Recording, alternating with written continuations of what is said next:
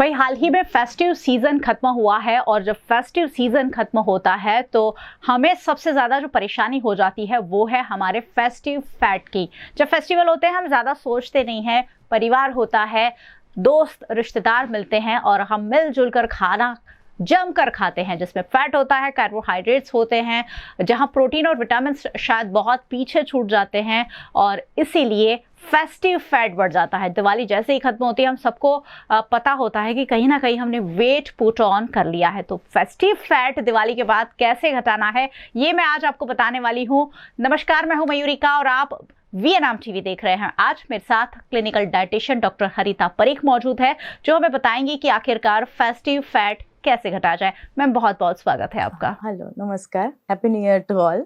Ma'am Diwali आते ही लोग खाने लग जाते हैं, सोचते हैं कि डाइट वाइट तो होता रहेगा बाद में, और बाद में फिर बढ़े हुए वजन की चिंता भी सबको सताने लगती है। तो कैसे ये फेस्टिव फैट जो पुट ऑन हम कर लेते हैं उसे फौरन अगर घटाना है तो क्या किया जा सकता है? यस, डेफिनेटली ये चीज़ हम देखते हैं कि ड्यूरिंग फेस्टिवल हम बहुत सारे नमकीन खाते हैं, डीप फ्राइड फूड खाते हैं, जंक फूड खाते हैं, स्वीट्स खाते हैं, लेट नाइट पार्टीज करते हैं, बाहर का खाना खाते हैं, जिससे हमारा वेट पुट ऑन हो जाता है। बट सडनली वेट लॉस करना नहीं चाहिए, वो क्रैश डाइट होता है। अभी ट्रेंड चल रहा है, डिटॉक्स डाइट चल रहा है, क्रैश डाइट चलता है, पर वो नहीं होना चाहिए। Basically as a clinical dietitian I always suggest roots पे वर्क करो, धीरे धीरे सिंपल डाइट चालू करो और उसके ऊपर वर्क करना चालू करना चाहिए, जिससे क्या होगा कि आपका जो वेट सडनली लॉस हो जाता है वापस से बाउंस नहीं होता है। ओके, बहुत क्रैश लोग करते हैं कि एक 1 वीक मैंने खा लिया है तो अभी मैं 1 वीक कुछ नहीं खाऊंगी, सिर्फ सूप एंड सैलेड्स लूंगी, तो जिससे आपका वेट कम हो जाएगा, पर वापस से जब भी आप खाना स्टार्ट करोगे वापस से बाउंस हो जाएगा। उससे बेटर है कि इजीली डाइजेस्टेबल फूड लाइक दाल खिचड़ी है, खिचड़ी कढ़ी है, दाल राइस है, ऐसे रूट्स पे वर्क करो। इजीली डाइजेस्टेबल फूड खाना चाहिए, जिससे क्या होगा कि आपने जो भी खाना खाया है वो इजीली स्लोली डाइजेस्ट होता है। मेटाबॉलिक रेट पे हम वर्क करते हैं और डिटॉक्स डाइट नहीं करते। हाँ, पर डिटॉक्स जूस पीते हैं, डिटॉक्स ड्रिंक लेते हैं, जिससे क्या होता है कि वेट लॉस होता है। बेसिकली हमारा इंटरनली ऑर्गन जो होता है लाइक किडनी है, लीवर है, वो डिटॉक्स का ही वर्क करता है। पर हमने जो एक्स्ट्रा कैलोरीज फूड खाया है तो वो बॉडी के लिए हमें डिटॉक्स डाइट की वजह से क्या होता है कि क्रैश हो जाता है, तो जो न्यूट्रिएंट्स नेसेसरी है वो कम हो जाते हैं, तो वो नहीं करना चाहिए। डिटॉक्स जूस बना सकते हो, लाइक आप बॉटल गट दूधी लौकी का जूस ले सकते हो, आंवला का जूस ले सकते हो, एलोवेरा जूस ले सकते हो, जो डिटॉक्सिफिकेशन का काम करता है, तो वो जूस ऐड करना चाहिए डाइट में। सिंपल जीरा वाटर भी आप ले सकते हो। मेटाबॉलिज्म रेट पे हम वर्क करते हैं तो वो भी हम कर सकते हैं। ओके, रूट्स पे कैसे वर्क करते हैं कि स्लोली स्लोली खाना कम नहीं करना है, पर च्यू प्रॉपरली करके खाओ, पानी ज्यादा पियो। जब भी हम ट्रैवलिंग करते हैं, फेस्टिवल सीजन में हम बाहर जाते हैं, ट्रैवलिंग करते हैं, तो पानी कम पीते हैं, जिससे क्या होता है डिहाइड्रेशन हो जाता है। और बाहर का फूड खाते हैं, ऑयली फूड खाते हैं, सॉल्टी फूड खाते हैं, उससे क्या होता है कि बेसिकली ब्लोटिंग हो जाता है। बहुत सारे लोग ऐसे कंप्लेन करते हैं कि ब्लोटिंग हो जाता है, उसका मेन रीजन होता है डिहाइड्रेशन। पानी कम पीते हो और सॉल्टी फूड ज्यादा खाते हो, जिससे ये चीज होता है, तो पानी ज्यादा पीना चाहिए। So after festival season liquid पर ज्यादा फोकस करना चाहिए, लाइक वेजिटेबल जूस है, सूप है, दाल खिचड़ी है, रोटी सब्जी है, हमारा जो रूट्स है वो अच्छा ही है, तो वो फूड खाना चाहिए। आई एम नॉट सजेस्टिंग कि क्रैश डाइट करो, आप खाओ सिंपल, बैक टू रूटीन आओ, पोहा है, उपमा है, वो सब खा सकते हो, जिससे क्या होगा बॉडी को फ्यूल मिलेगा। तो ऐसा नहीं है कि हमने जो 4-5 दिन में वजन बढ़ा लिया है उसे 4-5 दिन में ही घटा दिया जाए, उसे स्लोली स्लोली ग्रेजुअली घटाया जा सकता है। बड़ी ही आसान टिप्स है, जो खाना हम घर का खाते हैं, नॉर्मल खाते हैं, अगर वही खाना शुरू करें और साथ में कुछ डिटॉक्स वाटर उन्होंने बताए कि ये चीजें हमारे लिए जरूर कहीं ना कहीं फायदेमंद हो सकती है। जब दिवाली आती है तो हल्की हल्की ठंड का एहसास भी होने लगता है, मौसम में बदलाव शुरू हो जाता है और मौसम में बदलाव के साथ फूड भी बदलना हमारे लिए कहीं ना कहीं जरूरी हो जाता है, क्योंकि बॉडी में भी उस तरह के चेंजेस आते हैं। मैम अब विंटर शुरू हो रहा है और विंटर आते ही हमें ऐसा लगता है कि पूरे साल की जो सेहत है हम इसी में बटोर ले, हम मेथी के लड्डू खाने लग जाते हैं, ज्यादा अड़द या पाक, गुजरातियों में तो ये बहुत ज्यादा ट्रेंड है कि ये खाओ वो खाओ वो खाओ और खाते रहो सर्दियों में, क्योंकि पच जाता है। तो अब क्या खाने पीने में मौसम के साथ क्या बदलाव होना चाहिए? यस डेफिनेटली, ये जो गुजराती ट्रेडिशन है, लड्डू और वो सब पिन्नी हम बना के खाते हैं, तो वो खाना चाहिए, वो अच्छा होता है, बट पोर्शन कंट्रोल में खाना होता है। ऐसा नहीं होता है कि जो भी सारी जो होती है रेसिपी वो सारी इंक्लूड कर दे डाइट में। पर ग्रीन लीफी वेजिटेबल्स, पत्तेदार सब्जियां होती है वो खाना चाहिए। आंवला मिलता है, आंवला खाना चाहिए। अदरक मिलता है तो अदरक खाना चाहिए। लहसुन मिलता है तो लहसुन बहुत अच्छा होता है, वो हार्ट पेशेंट के लिए भी अच्छा होता है। जो भी पेशेंट होते हैं उनके लिए अच्छा होता है। पर क्या होता है कि आपको आपकी बॉडी के हिसाब से खाना चाहिए। ऐसा नहीं होता है कि यहाँ पे सोशल मीडिया में दिखा है कि हर रोज लहसुन की कड़ी खाना चाहिए, मतलब खाना चाहिए। वो हर एक की बॉडी के ऊपर डिपेंड करता है। अगर आपकी बॉडी की हीटिंग प्रॉपर्टी वाली चीज है तो आप नहीं खा सकते हो। वो आपकी बॉडी कैसे है उसके हिसाब से आपको फूड खाना चाहिए। सब लोग ऐसा करते हैं कि मेथी खाना चाहिए, मेथी की सीड्स अच्छा होता है, खाना चाहिए। पर मेरी बॉडी ऐसी है कि चलो हीटिंग प्रॉपर्टी है, मेरी बॉडी सूट नहीं करती है। तो आपकी बॉडी कैसी है उसके हिसाब से आपको फूड खाना चाहिए। विंटर है, डेफिनेटली ग्रीन जूस पियो, वेजिटेबल जूस ले सकते हो, वेजिटेबल सूप ले सकते हो, क्योंकि अभी ये सीजन है कि वहाँ पे अच्छा मिलता है, यहाँ पे सब मिलता है अच्छा, तो वो लेना चाहिए। गर्मी के मौसम में हमें ठंडी चीज पसंद है, विंटर में हमें गर्म चीज पसंद है, तो हम अभी सूप और वो सैलेड्स खा सकते हो और इजीली वेट लॉस भी कर सकते हैं ये सीजन में, क्योंकि अच्छा रहता है। जी, क्योंकि वेजिटेबल्स बहुत अच्छे आते हैं, अलग अलग चीज़ें हम ज़रूर अपनी डाइट में शामिल कर सकते हैं। आजकल डाइट करना बड़ा ट्रेंड में है, हर कोई कह रहा है हम डाइट करते हैं। क्या करते हैं वो उन्हें ही पता होता है, लेकिन हर कोई सोचता है कि डाइट तो हमें करना ही है। तो समझ नहीं होती है कि कौन सा डाइट करना है, क्रैश करना है। कोई लोग डिटॉक्स करने लग जाते हैं, इंटरमिटेंट फास्टिंग करने लग जाते हैं। तरह तरह की डाइट आजकल ट्रेंड में है, और कोई अगर सुनता है कि मैं ये कर रही हूँ तो दूसरा व्यक्ति भी शुरू कर देता है। लेकिन अगर बेसिक डाइट किसी को शुरू करनी है, धीरे धीरे वेट घटाना है, तो वो क्या हो सकता है? सवाल मैं आपकी ओर से डॉक्टर हरिता जी से जरूर पूछ लेती हूँ। मैम, अगर कोई सोचता है कि मुझे डाइटिंग शुरू करनी है, बेसिक डाइट प्लान क्या दे सकते हैं उन्हें? सिंपली मैं बैलेंस डाइट ही देती हूँ सबको, कोई क्रैश डाइट नहीं, कुछ नहीं, सिर्फ बैलेंस डाइट। जिससे क्या होगा कि आप जो खाते आ रहे हो और फ्यूचर में भी खाने वाले हो, मैं सबको पहले ऐसे ही पूछ रही हूँ कि आप जो अभी खाने वाले हो वो आफ्टर 10 to 15 ईयर्स के बाद भी खाने वाले हो, तो ही ऐसा खाना खाओ, नहीं तो मत खाओ। नहीं तो वापस से आपका वेट बाउंस हो जाएगा और ज्यादा हेल्थ की बीमारियां होगी। तो उससे बेटर है कि आप जो रूटीन फॉलो करने वाले हैं वो ही पर रहो। ओके, बैलेंस डाइट में क्या होता है, हमारा फूड पिरामिड होता है। जो फूड पिरामिड पूरे दिन में हमारे बॉडी के अंदर जाना चाहिए, लाइक ग्रेन्स है, पल्सेस है, मिल्क प्रोडक्ट्स है, फ्रूट्स है, नट्स है, सीड्स है। तो ये 5 फूड पिरामिड्स पूरे दिन में हमारे बॉडी के अंदर जाना चाहिए। पर अभी का ट्रेंड कैसा है, जीएम डाइट है, क्रैश डाइट है, वो हम नहीं सजेस्ट करते। एज अ क्वालिफाइड डाइटिशियन मेरा एक मानना है कि बॉडी को फ्यूल देना जरूरी है, खाना खाना जरूरी है। अगर आप नहीं खाना खाओगे तो वो वीक हो जाएगा। जी, बहुत सारे लोगों को मेटाबॉलिज्म कम होने की परेशानी हो Yes, जाती है, definitely ब्लॉटिंग ऐसा आपने कहा होता है। हो जाता है। जी, तो सिंपली ऐसा होता है कि घर का खाना बना के खाना होता है। बैलेंस डाइट में क्या होता है, no deep fried, no maida products, okay, no sweets. Basically sweets avoid करना होता है। शुगर जो हमारा कंजप्शन होता है वो हम रिड्यूस करते हैं। रोटी की जगह अभी ट्रेंड चल रहा है मिलेट्स की रोटी, और वो बना के भी खा सकते हो। पर आप वर्किंग हो और पॉसिबल नहीं है तो व्हीट की रोटी भी आप खा सकते हो, वो ऐसा नहीं है कि नहीं खा सकते। सिंपल रोटी, सब्जी, दाल, चावल, बटर मिल्क, ये हमारा पूरा फूड पिरामिड एक हमारा गुजराती थाली के अंदर होता है। तो वो आप पूरा थाली खा सकते हो, पर पोर्शन कंट्रोल करना मेन चीज है। आप ऐसा नहीं है कि खाते जाओ जितना टेबल पे सारा खाना है, तो वो चीज हम लोग मना करते हैं। आप पोर्शन कंट्रोल करके सारे फूड को आप एंजॉय कर सकते हो। ओके, फ्रूट्स दिन में 2 से 3 बार ले सकते हो, मैक्सिमम 2 बार ले सकते हो। नट्स एंड सीड्स इंक्लूड कर सकते हो, लाइक आप मॉर्निंग में वेकअप करते हो तो बॉइल्ड वाटर, गुनगुना सा पानी ले सकते हो। अभी विंटर चल रहा है, उसके बाद थोड़ा सा आलमंड वॉलनट्स खा लो, जिससे आपके बॉडी को गुड ओमेगा 3 मिलेगा। उसके बाद आप ब्रेकफास्ट कुछ हेल्दी सा, या अभी ग्रीन लीफी मिलता है तो मेथी थेपला, हम गुज्जू के मेथी थेपला होता है, कोई भी गरम नाश्ता बना के खा सकते हो। वो भी टाइम नहीं है तो आप फ्रूट ले सकते हो। प्रॉपर लंच खाओ, रोटी, सब्जी, दाल, चावल, बटर मिल्क। उसके बाद थोड़ा सा गुनगुना पानी पियो, थोड़ा सा 5 से 10 मिनट वॉक करो। इवनिंग में कुछ हल्का सा नाश्ता है, चाय के साथ ले सकते हो। ऐसा नहीं होता कि ग्रीन टी पीना है, ये पीना है, वो पीना है।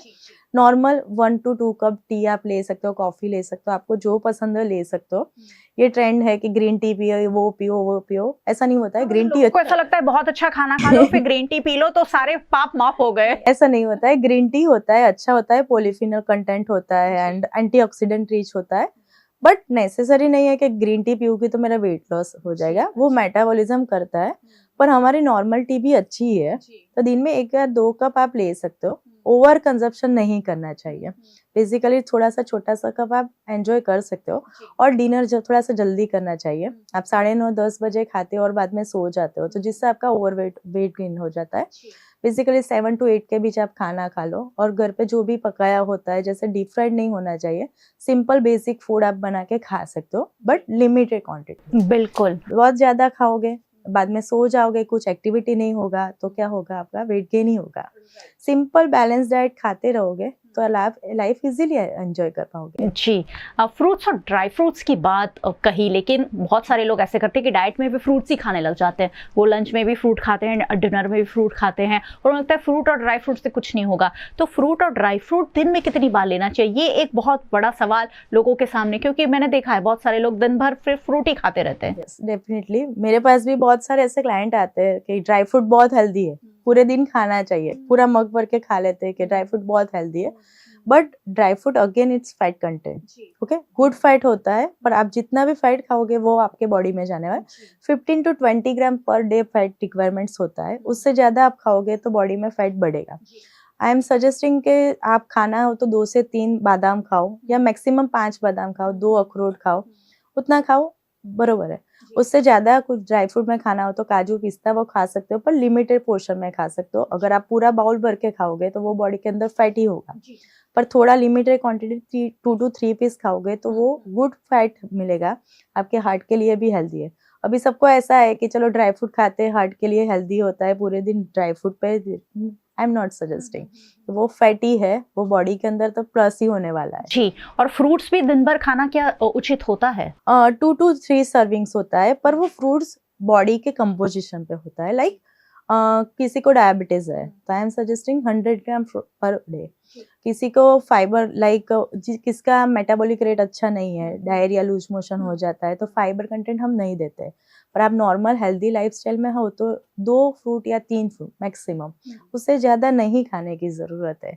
कोई भी चीज खाओ पर लिमिटेड क्वांटिटी में खाओ, कोई भी एक्सेस होगा तो वो हानिकारक ही है। जी बिल्कुल, यानी कितनी भी अच्छी चीज़ हो, पोर्शन लिमिट करना बहुत ज़्यादा ज़रूरी है।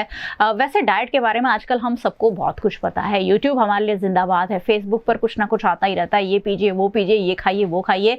हम सबको पता है कि हमें प्रोटीन लेना चाहिए, हमें फैट लेना चाहिए, हमें फाइबर्स लेना चाहिए, हमें विटामिन लेना चाहिए, लेकिन रेशियो नहीं पता होता है। खासकर हमें क्या प्रोटीन खाना चाहिए, कितना ग्राम प्रोटीन खाना चाहिए, ये सारी चीज़ें हमें नहीं पता होता है। मैम, अगर एक मोटे तौर पर हमें रेशियो लोगों को बताना है कि हमारे डेली के डाइट में क्या क्या होना चाहिए? एक्चुअली प्रोटीन बहुत नेसेसरी है। सबको ऐसा है कि मैं डेली खाऊंगी प्रोटीन रिच तो मुझे किडनी का फंक्शन के प्रॉब्लम होगा। मेरे पास बहुत सारे क्लाइंट ऐसे थे कि हम रोज प्रोटीन खाएंगे तो यूरिक एसिड का प्रॉब्लम होगा, ये होगा, पर ऐसा नहीं होता है। प्रोटीन नेसेसरी है। मैं कोई बाहर का प्रोडक्ट नहीं सजेस्ट करती हूँ, बट हमारा घर का जो है देसी, हमारा लेंटिल्स, दाल और वो सब है, वो गुड सोर्स ऑफ प्रोटीन होता है। हमारा जितना बॉडी वेट होता है उतना ग्राम पर डे प्रोटीन रिक्वायरमेंट होता है। एटलीस्ट हम लोग देखते हैं 0.8 to 1 gram protein per day requirement होता है। अगर आप एथलीट हो या कुछ हैवी वर्कआउट करते हो तो आपको थोड़ा ज्यादा प्रोटीन चाहिए, लाइक 1.2 ग्राम जितना चाहिए। But 0.8 gram protein per day पर केजी आपको रिक्वायरमेंट्स होता है, तो वो उतना प्रोटीन कंजप्शन करना चाहिए। पर आप एक साथ ही पूरा प्रोटीन कंजप्शन नहीं कर सकते हो, जिससे क्या होगा कि इनडाइजेशन का इश्यू होता है। इसलिए मैं बोलती हूँ कि दिन में थोड़ा थोड़ा करके खाओ, तो जिससे क्या होगा कि सारा जो हमारा रेशियो होता है, सब फूड में से प्रोटीन मिलता ही है। ओके, तो हर 2-3 घंटे या 4 घंटे पे कुछ खाते हो तो वहां से 4-5 ग्राम प्रोटीन मिलता है। आप प्रॉपर थाली खाते हो उसके अंदर से 10-12 ग्राम प्रोटीन मिलता है, तो हमारी रात तक जितना कैलोरीज और प्रोटीन रिक्वायरमेंट होता है वो मिल जाता है। ऐसा हम कार्बोहाइड्रेट की बात करते हैं, अभी ट्रेंड बहुत है कि लो कार्ब्स डाइट खाते हैं। ओके, तो कार्बोहाइड्रेट बेसिकली हमको एनर्जी देता है। ओके। लो एनर्जी फील कब होता है? जब कार्बोहाइड्रेट रिच फूड नहीं होता है तब होता है। तो कार्बोहाइड्रेट रिच फूड खाना चाहिए, पर कोई डायबिटिक पीपल है तो वहाँ पे हम कट डाउन करते हैं। ओके। पर आप नॉर्मल रूटीन पे वर्क करते हो तो आप कार्बोहाइड्रेट रिच फूड खा सकते हो, पर आपकी कैलोरीज कितनी है उसके ऊपर डिपेंड करता है। अगर आप 1600-1700 किलो कैलोरी का फूड खाते हो तो उस हिसाब से हम कार्बोहाइड्रेट देते हैं। आपकी लाइफस्टाइल कैसे है उसके ऊपर डिपेंड होता है। पर सब लोग क्या करते हैं, ये इतना खाना है, ये प्लान है, तो बस हम वो खाना चालू कर देते हैं। पर हम लोग पूरा कैलकुलेट करके देते हैं कि ये इतना काम करता है, उसके बॉडी के अंदर इतनी कैलोरीज जा रही है, तो मुझे इतना प्रोटीन देना है, इतना कार्ब्स देना है। सबको ऐसा मिलता है कि चलो गूगल पे मिल जाता है, डाइट प्लान में फॉलो कर दूंगी तो हो जाएगा, पर वो नहीं होता है क्योंकि बॉडी वाइज अलग अलग डाइट चाहिए होता है। नहीं मिलता है। फाइबर में भी सेम होता है कि फाइबर्स हम लोग पूरे दिन खाते रहते सबको होता है हाई फाइबर रिच फूड खाना चाहिए। ये एक ट्रेंड हो गया है, सबके मुंह पे एक ही सुने, हाई फाइबर रिच। पर समटाइम्स क्या होता है कि ओवर हो जाता है तो भी इंडाइजेशन का प्रॉब्लम होता है। और जब भी आप फाइबर्स खाते हो तो उसके सामने पानी का इंटेक भी उतना चाहिए, क्योंकि उसको एब्जॉर्ब करने के लिए चाहिए। तो ये पूरा हम स्टेटिस्टिकली सेट करके डाइट प्लान प्रिपेयर करके देते हैं। तो आप 25 to 30 ग्राम जितना फाइबर्स, आपके वर्क कैसा है उसके ऊपर हम देते हैं। तो ये पूरा हम वहाँ पे वर्क करते हैं कि ये चलो ये इतना वर्क करता है तो चलो 1500 से 16 किलो कैलोरी का उनको देना है। उसके बाद उतना प्रोटीन के चलो उनका 60 वेट है तो मुझे उनको 60 ग्राम प्रोटीन तो मैं नहीं दे सकती हूँ ऐसे, तो धीरे धीरे हम मेड के 30 to 40, 40 to 45 ऐसे हम देते हैं। तो स्टेप बाय स्टेप हम उसके ऊपर वर्क करते हो। पहले तो हम सुनते हैं कि आप पूरा क्या खाते हो, उसके अंदर हम मॉडिफिकेशन करके देते हो। सडनली मैं पूरा ड्रास्टिक चेंज कर दूंगी तो बॉडी डिस्टर्ब हो जाता है। तो हम बात कर रहे थे क्लिनिकल डाइटिशियन डॉक्टर हरिता परीख से, जो कह रही हैं कि जैसे वीएनएम पर आपने बहुत सारे डॉक्टर देखे हैं, वो हमेशा कहते हैं कि एक्सपर्ट डॉक्टर्स, विशेषज्ञ डॉक्टर के पास जाइए। तो डाइट में भी ऐसा ही है, हम एक दूसरे का डाइट फॉलो कर लेते हैं और मल्टीपली हमें फ़ायदा नहीं होता है। वो इसलिए नहीं होता है कि सबकी बॉडी अलग है, सबकी बॉडी की ज़रूरतें अलग हैं, और इसलिए क्लिनिकल डाइटिशियन जो होते हैं वो आपके लाइफस्टाइल, आपका रूटीन, आपका बॉडी क्या चाहता है वो सोचकर समझकर डाइट देते हैं, और इसलिए डाइट करना फिर आसान हो जाता है। तो अगर ऐसा कुछ सोच रहे हैं तो ज़रूर किसी का एक्सपर्ट का कंसल्ट ज़रूर कर सकते हैं। मैम बहुत बहुत शुक्रिया हमारे साथ जुड़ने के लिए। एक गो टू मैसेज अगर हमारे दर्शकों को देना चाहें एंड नोट पर। एक्चुअली मेन चीज़ क्या है कि आप जहाँ से ट्रेडिशन वाइज हो उसका फूड एडॉप्ट करो। बाहर का कोई एक्सपोर्ट क्वालिटी का फूड नहीं, लोकली मार्केट में जो फूड मिलता है वो इजीली डाइजेस्ट हो जाता है, वो फूड कंजप्शन करना चाहिए। और सेडेंटरी लाइफस्टाइल, थोड़ा वर्कआउट करो, एक्सरसाइज करो, क्योंकि जो भी हम खाना खाते हैं उसको डाइजेस्ट करना नेसेसरी है। अब जो भी लाइट खाना खाते हो तो भी उसको डाइजेस्ट करना नेसेसरी है। सो सिंपल फूड है, खाना भी खाओ और एक्सरसाइज भी करो। नॉर्मल वर्कआउट या योगा, आपको जो भी पसंद हो वो करो। हेल्दी बैलेंस डाइट करो और हेल्दी लाइफस्टाइल करो, जिससे क्या होगा कि फ्यूचर में डिसीज फ्री हो सको।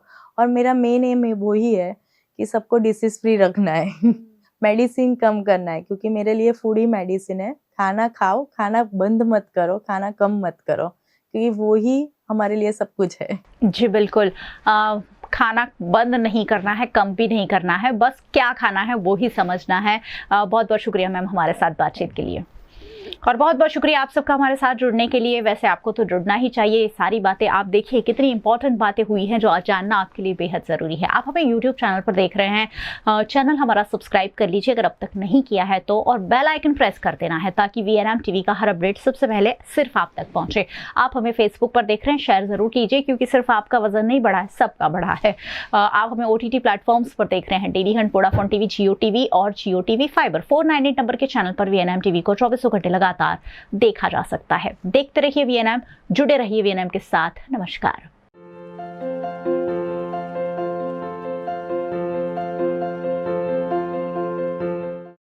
पानेरी एम्ब्रॉयडरी अब नए रंग रूप में।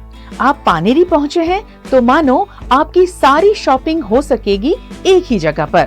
पानेरी में festive collection, casual collection, nightwear, innerwear के साथ अब ज्वेलरी, कई ब्रांड के कॉस्मेटिक्स, पर्स, परफ्यूम और बहुत कुछ।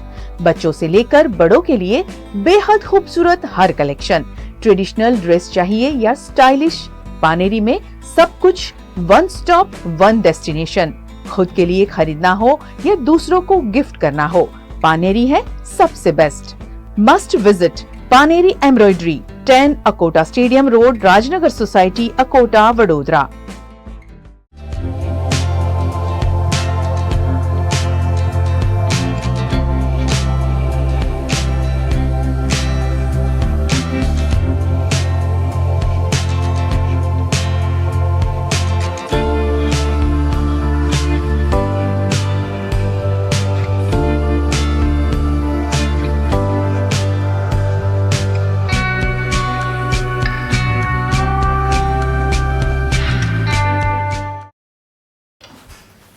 ठीक से साफ करो, ऊपर ऊपर से नहीं। BLDC मतलब बोरिंग लुकिंग, इसको साफ करके क्या फायदा? इतनी बेइज्जती। Switch to RR signature designer BLDC fans, जो बोरिंग लुकिंग नहीं, वेरी स्टाइलिश लुकिंग है। RR सिग्नेचर फैंस, आपके काम की बात। Every new year we take a New Year resolution. New Year resolution का मतलब होता है upgrading your life, which means upgrading your lifestyle and upgrading your living space. And that is why the best choice is Trilogy by Courtyard.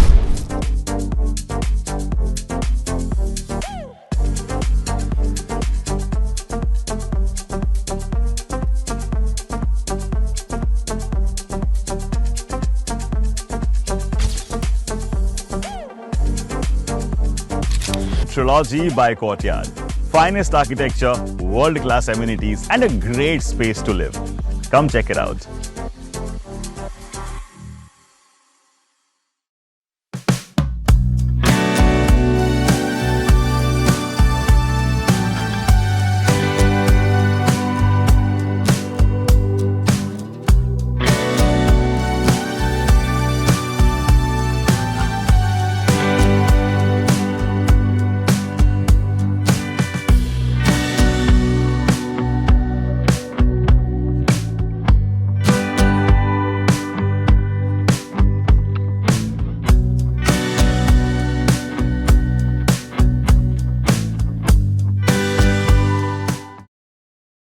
Bharat ले रहा है electric अंगड़ाई। क्यों ना हम साथ चले, साथ चले, साथ बढ़े, साथ बढ़े, देश मेरे, देश मेरे। देश को ले जाए नई दिशा की ओर। आपका जॉय, भारत का जॉय। भारत एक ऐसा देश जहां धर्म, संस्कृति और आस्था की गहरी जड़ें हैं। यहाँ ऐसे अनेक मंदिर हैं जिनकी न केवल ऐतिहासिक और वास्तुकला की दृष्टि से महत्वता है, बल्कि वे अपनी अनूठी परंपराओं, चमत्कारी कथाओं और श्रद्धालु की भक्ति के कारण भी विशेष स्थान रखते हैं। तो चलिए आज हम भारत के 5 ऐसे अद्वितीय और रहस्यमयी मंदिरों के बारे में जानते हैं जो न केवल धार्मिक दृष्टि से महत्वपूर्ण हैं, बल्कि उनकी अनोखी विशेषताएं भी पर्यटकों को आकर्षित करती है। तो सबसे पहले इस लिस्ट में नाम आता है करनी माता मंदिर। करनी माता का मंदिर, जिसे चूहों का मंदिर भी कहा जाता है, राजस्थान के बीकानेर जिले के देशनोक में स्थित है। और इस मंदिर की सबसे खास बात यह है कि यहाँ लगभग 25,000 चूहे रहते हैं और इन्हें पूजा जाता है। यहाँ सफेद चूहे देखना विशेष रूप से शुभ माना जाता है। करनी माता का जन्म चारण क्षत्रिय कुल में हुआ था और उन्होंने अपने जीवन में कई चमत्कारी कार्य किए। कहा जाता है कि उन्होंने राव बीका को चांगल प्रदेश में राज्य स्थापित करने का आशीर्वाद दिया था। इस मंदिर का निर्माण महाराजा गंगा सिंह ने राजपूत शैली में कराया था और इसमें चांदी के दरवाजे भी थे। ये मंदिर न केवल श्रद्धालु के लिए धार्मिक स्थल है, बल्कि यहाँ आने वाले लोग चूहे को देखकर एक विशेष ऊर्जा का अनुभव करते हैं, जिसे यहाँ की शक्ति से जोड़ा जाता है। फिर अगला नाम है कामाख्या मंदिर का। असम के नीलाचल पहाड़ियों पर स्थित एक अत्यंत महत्वपूर्ण और प्राचीन मंदिर, जो तांत्रिक साधन का केंद्र है। ये मंदिर देवी कामाख्या को समर्पित है और भारतीय तांत्रिक परंपरा का प्रमुख स्थान माना जाता है। ये मंदिर कुलाचल तंत्र मार्ग का केंद्र भी है, जहां हर साल अंबुबाची मेला आयोजित किया जाता है, जो देवी की मासिक धर्म की पूजा से जुड़ा एक अद्वितीय और रहस्यमय पर्व है। कामाख्या मंदिर में पूजा के दौरान विशेष रूप से तांत्रिक साधनाएं की जाती है, जिसमें वामचार और दक्षिणाचार का पालन किया जाता है। यहाँ तक कि जानवरों की बलि देने की परंपरा भी प्राचीन समय से चली आ रही है। हालांकि इस मुख्य रूप से फूलों और अन्य भक्तिपूर्वक भेंटों के साथ किया जाता है। कामाख्या देवी को आधिकारिक देवी माना जाता है, जो समस्त इच्छाओं की पूर्ति करने वाली हैं और मृत्यु के बाद मोक्ष देने वाली हैं। उनके बारे में कई किंवदंतियां हैं, जिनमें ये कहा जाता है कि ये वही स्थल है जहां देवी सती के शरीर के अंग गिरे थे जब भगवान शिव ने उनका शव धरती पर फेंका था। भारत को अद्भुत सिर्फ अपनी भाषा और धर्म की विविधता के लिए नहीं, बल्कि अपनी अद्वितीयता और विचित्र रीतियों के लिए भी जाना जाता है।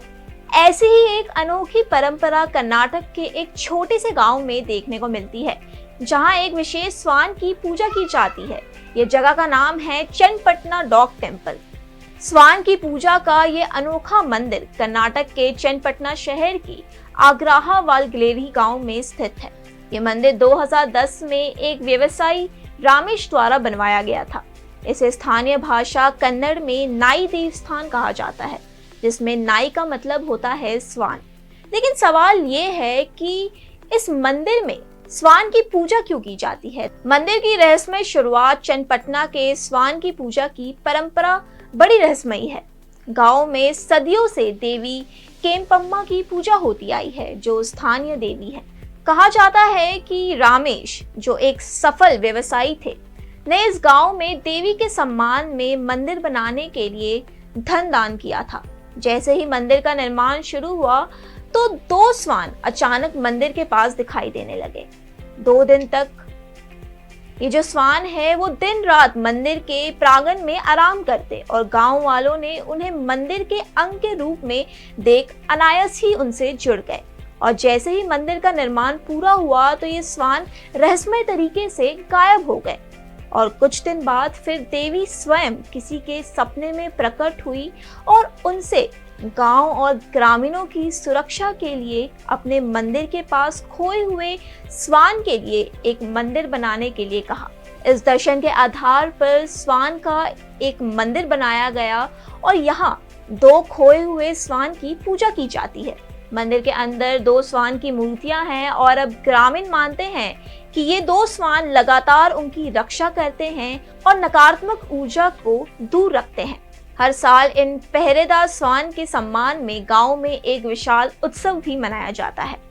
काल भैरव मंदिर भारत के मध्य प्रदेश राज्य के उज्जैन शहर में स्थित काल भैरव मंदिर एक अनोखा रहस्यमय स्थल है, जहां हर दिन सैकड़ों श्रद्धालु भगवान काल भैरव की पूजा करते हैं। इस मंदिर को शहर का रक्षक देवता माना जाता है और यहाँ की पूजा पद्धतियां भी अत्यंत विशेष और दिलचस्प है। खास बात यह है कि इस मंदिर में भगवान को शराब का भोग अर्पित किया जाता है, जो इसे बाकी मंदिरों से अलग बनाता है। काल भैरव मंदिर का वर्तमान ढांचा पहले के मंदिर के ऊपर बनाया गया था। इस मंदिर की स्थापना की शुरुआत भद्रसेन नामक एक अज्ञात राजा से मानी जाती है। इसे स्कंद पुराण के अवंती खंड में भी उल्लेखित किया गया है और मंदिर के स्थान में शिव, पार्वती, विष्णु और गणेश की मूर्तियां प्राप्त हुई हैं, जो 9वीं से 13वीं शताब्दी की मानी जाती है। क्या आपने कभी सुना है कि लोग किसी बाइक की पूजा करते हैं? ये कोई कल्पना नहीं, बल्कि राजस्थान के पाली जिले की चोटीला गांव में स्थित ओम बन्ना धाम की सच्चाई है। यहाँ लोग रॉयल एनफील्ड बुलेट 350 की पूजा करते हैं। कहानी की शुरुआत करीब 30 साल पहले होती है, जब ओम सिंह राठौर नामक युवक एक सड़क दुर्घटना में अपनी जान गंवा बैठे। उसकी बाइक को पुलिस ने अपने कब्जे में लिया, लेकिन अगले दिन वो बाइक खुद ब खुद घटना स्थल पर पहुंचने लगी। ये चमत्कार जैसे दृश्य रोज होने लगा और जब पुलिस ने रात भर निगरानी रखी तो देखा कि बाइक अपने आप स्टार्ट होकर हादसे के स्थान तक चली जाती है। हैरान परेशान पुलिस ने परिवार को बाइक लौटाई और उसी स्थान पर एक मंदिर बनाने का निर्णय लिया। और अब इस मंदिर में ओम सिंह की बुलेट 350 रखी गई है और लोग यहाँ आकर अपनी मन्नतें पूरी करते हैं। बुलेट बाबा के नाम से प्रसिद्ध ये मंदिर राजस्थान के जोधपुर से 50 किलोमीटर दूर है और ये धार्मिक स्थल स्थानीय लोगों और पर्यटकों के लिए आकर्षण का केंद्र बन चुका है।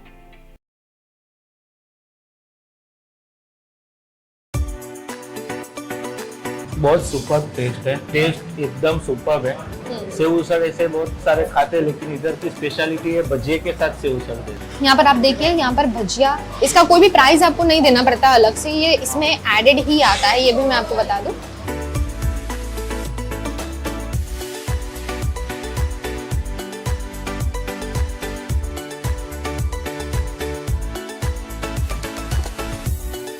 मैं चाहूंगी कि एक बार आप यहाँ पर जरूर आएं अगर आप यहाँ पर अब तक नहीं आए हैं। हेलो वडोदरियंस, आप देख रहे हैं VNM टीवी की फूड सीरीज और आज हम आपको लेकर आए हैं एक ऐसी जगह जहां आपको मिलेगा सेव उसड़ का एक बहुत ही यूनिक वर्जन।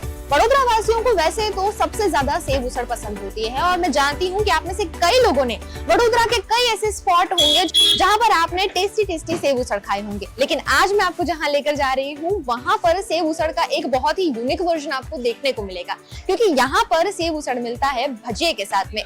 तो कहाँ है ये जगह हम आपको एंड में बताएंगे, तो इस वीडियो के साथ जरूर बने रहिएगा।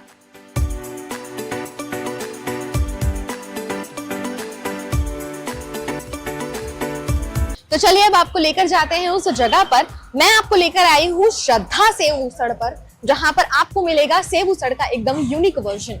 आपने यूं तो कई सारे सेव उसड़ खाए होंगे, लेकिन यहाँ पर जो सेव उसड़ है वो थोड़ा सा अलग है। क्यों? क्योंकि इस सेव उसड़ में आपको दिख रहा होगा कि ऊपर भजिए ऐड किए गए हैं और ये यहाँ की स्पेशलिटी है, जिसकी वजह से यहाँ पर बहुत ज्यादा लोगों की भीड़ लगती है। और एक बार जो यहाँ पर इस सेव उसड़ को टेस्ट करके जाता है वो यहाँ पर वापस जरूर आता है। तो सबसे पहले आपको ये दिखा देते हैं कि यहाँ पर जो सेव उसड़ ये बनाते हैं किस तरह से बनाया जाता है। ठीक है, तो अब ध्रुपेश भाई से जानते हैं कि जो ये सेव उसड़ ये बनाते हैं इसमें क्या क्या चीजें आप ऐड करते जाते हैं वो बताते जाइए। पहले अपने चने डालते हैं जी, उसके बाद ग्रेवी डालते हैं, रस्सा आएगा, रस्से के बाद अपने भजिया डालते हैं थोड़ा, और उसके ऊपर तरी आती है। सेम वैसे भजिया, रस्सा और तरी, और थोड़ा ऐड करने के लिए, स्पाइसी करने के लिए थोड़ा चटनी डाल देते हैं। ये भजिए सिर्फ बेसन वाले होते हैं? बेसन वाले ही होते हैं भजिए। अच्छा। नॉर्मल पकोड़े अपने खाते हैं ना, वैसे ही होते हैं। अच्छा। कुछ ऑर्डन होता नहीं है। कितने सालों से आप यहाँ पर ये 25 इयर्स 98 से स्टार्ट किया था फादर ने, वो भी से रन इधर से 2 शॉप की है अपने, एक सामने एक गली में अपने शॉप है, 2 शॉप है अपनी। ओके। और ये सुबह से फिर कितने बजे? सुबह 8 बजे स्टार्ट हो जाता है। गाड़ी का टाइमिंग होता है 8 से शाम को 4 बजे तक होता है, और अंदर शॉप का टाइमिंग होता है सुबह से 8 से लेकर 9:30 तक रात को। और ये मेकिंग प्रोसेस कितने बजे से शुरू हो जाता है? सुबह में 6 बजे से शुरू हो जाती है मेकिंग प्रोसेस। यहाँ पर जो लोग सेव उसड़ खाने के लिए आते हैं वो तो आते ही हैं और यहाँ पर काफ़ी भीड़ भी लगती है, लेकिन साथ साथ यहाँ पर पार्सल भी कई लोग ले जाने के लिए आते हैं, जिन्हें प्रॉपर मील के साथ में, मतलब पेट भर जाए एक डिश में, उतना अच्छे से पार्सल करके दे दिया जाता है।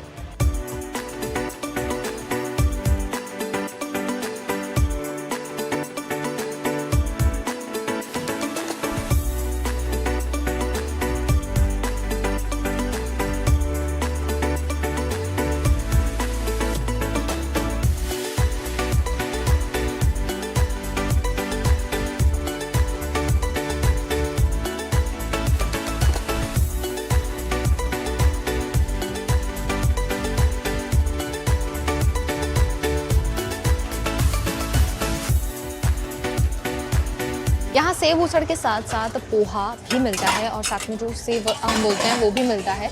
तो यहाँ पर बन रही है पोहे की डिश, जो पोहे का स्वाद भी यहाँ पर लाजवाब है और इसे खाने के लिए भी काफ़ी लोग आते हैं, नाश्ते के लिए भी, और इवन लंच टाइम पे भी काफ़ी लोग यहाँ पर आते हैं। ये पोहे के ऊपर इन्होंने सेव उसड़ का भजिया और सेव तरी दोनों ऐड कर दी है, जिससे इसका टेस्ट और भी ज़्यादा टेस्टी हो जाता है।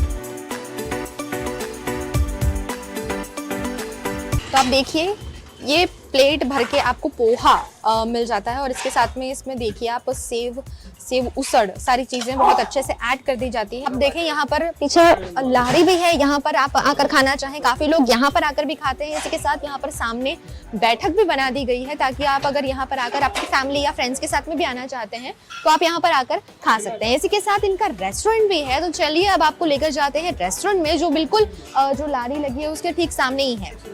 वहाँ आपको लेकर जाते हैं और वहाँ का पूरा आपको बता देते हैं बैठक व्यवस्था कैसी है और वहाँ पर और क्या चीजें आपको मिल सकती हैं। तो चलिए, अब यहाँ लारी आपको दिख रही है, अब हम जा रहे हैं रेस्टोरेंट की तरफ और ठीक है सामने यहाँ पर आपको रेस्टोरेंट दिख जाएगा। तो चलिए अब अंदर जाते हैं।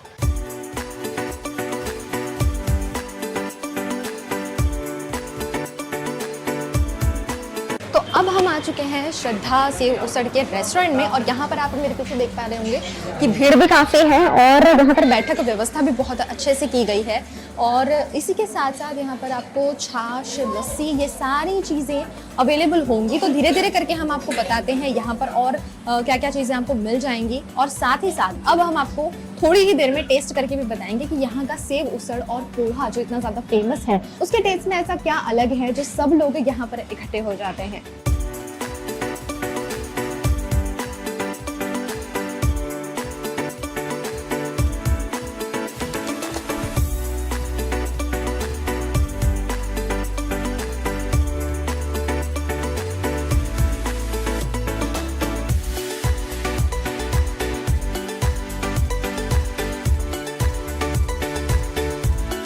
अब आप मेरे पीछे यहाँ पर प्राइस लिस्ट भी देख सकते हैं कि आपको यहाँ पर अगर खाने आना है तो आप इतने रुपए के अंदर अंदर आराम से अपना मील खा सकते हैं। यहाँ पर आप नाश्ते के लिए आना चाहें तो नाश्ते के लिए भी आ सकते हैं, खाने के लिए आना चाहें तो खाने के लिए भी आ सकते हैं। यहाँ पर चीज़ पोहा भी अवेलेबल होता है और चीज़ आप देखिए कितने अच्छे से उसको ग्रेट किया गया है और बहुत लोग चीज़ पसंद करते हैं खाना। तो पोहे के साथ में चीज़ एक थोड़ा अच्छा और यूनिक डिश भी हो जाता है जो यहाँ पर लोग पसंद करते हैं खाना।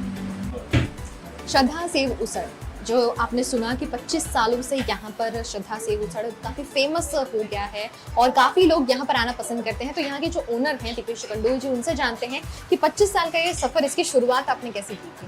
98 से किया था, 1998 में फर्स्ट टाइम करेलू ત્યારે સેવ ઉસળ જ કરેલું, પછી ધીરે ધીરે પછી થોડું ખ્યાલ આવ્યો કે ભાઈ ભજીયા નાખીને સેવ ઉસળ એટલે ભજીયા ઉસળ પછી સ્ટાર્ટ કરેલું। તો ગ્રાહકને બહુ ગમ્યું હતું, પછી એ પ્રમાણે કન્ટિન્યુ રાખેલું અમે લોકોએ। એમાં ભજીયા ઉસળ છે, બટાટા પૌવા છે, મસાલા સેવ છે, ચીઝ બટરમાં છે, બધું અવેલેબલ છે। कहाँ से कस्टमर आते हैं वो आप बता दीजिए। सूरत से आते हैं, अहमदाबाद से आते हैं, बॉम्बे से आते हैं, लोग वीडियो देख के भी खा रहे हैं, अच्छा रिस्पॉन्स मिल रहा है। तो आपने देखा कि यहाँ पर सिर्फ वडोदरा के अलग अलग एरिया से लोग नहीं आते हैं, बल्कि कोई बाहर से भी है तो वो भी यहाँ पर आकर सेव उसड़ खाना पसंद करता है। और वो रीज़न यही है कि सेव उसड़ का यहाँ पे थोड़ा अलग वर्जन आपको खाने के लिए मिलता है। तो काफ़ी लोग यहाँ पर मॉर्निंग के टाइम और दोपहर के वक्त भी यहाँ खाना खाने के लिए आते हैं। उनमें से कुछ लोग हमारे साथ मौजूद हैं, उनसे जानते हैं कि यहाँ पर जो आपका एक्सपीरियंस है, यहाँ का टेस्ट आपको कैसा लगता है, क्या अच्छा लगता है यहाँ पे? बहुत सुपर टेस्ट है। मैं यहाँ पिछले 12 से 15 साल से आता हूँ। अच्छा। जब हम कॉलेज में थे तब से हम लोग यहाँ पर आते हैं। पहले एक उनकी बाहर एक स्टॉल लगा हुआ है, उधर वो पहले सेलिंग करते थे। अभी बड़ा अच्छा शोरूम किया है, मतलब शॉप किया है और एसी की सुविधा भी है। टेस्ट एकदम सुपर है।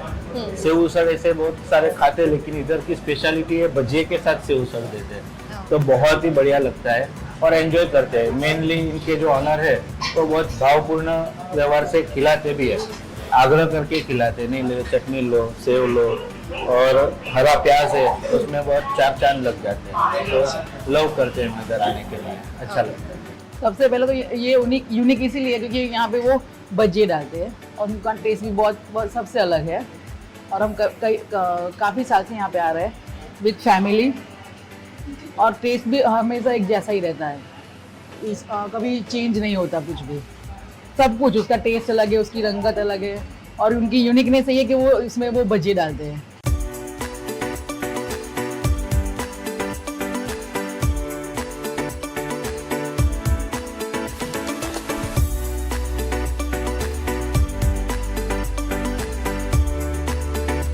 तो अब हमने अपने लिए मंगा लिया है पोहा सेव उसड़ और अब हम इसे टेस्ट करके आपको बताएंगे। और थोड़ा हमें भी इंतजार करना पड़ा क्योंकि यहाँ पे ग्राहक ही इतनी ज़्यादा है कि थोड़ा वेट तो आप लोगों को भी करना ही पड़ेगा। अभी कुछ ही देर में हमारा सेव उसड़ भी आ जाएगा, फिर हम आपको बताते हैं कि यहाँ पर जो टेस्ट है वो कितना अच्छा है और क्यों इतना यूनिक है कि लोग यहाँ पर बार बार आ पहुँचते हैं। तो अब हमारा भजिया सेव उसड़ यहाँ पर आ गया है और इसी के साथ हमने मंगाई है लस्सी। यहाँ पर जो भी ठंडा आप खाना पीना चाहे वो यहाँ पर अवेलेबल होता है और यहाँ पर लस्सी भी आप देखिए बहुत अच्छी लग रही है, बहुत ही थिक लग रही है, इसे खाकर बहुत मज़ा आने वाला ऐसा लग रहा है। तो सबसे पहले हम शुरुआत करते हैं जो सेव उसड़ यहाँ पर सबसे ज़्यादा फेमस है उसके साथ में। यहाँ पर आप देखिए यहाँ पर भजिया, इसका कोई भी प्राइस आपको नहीं देना पड़ता अलग से, ये इसमें एडेड ही आता है, ये भी मैं आपको बता दूँ। तो यहाँ पर सबसे पहले आप देखिए यहाँ पर इसका टेक्सचर, तो मैं पहले आपको इसे टेस्ट करके बता देती हूँ, भजिए के साथ टेस्ट करके बता देती हूँ।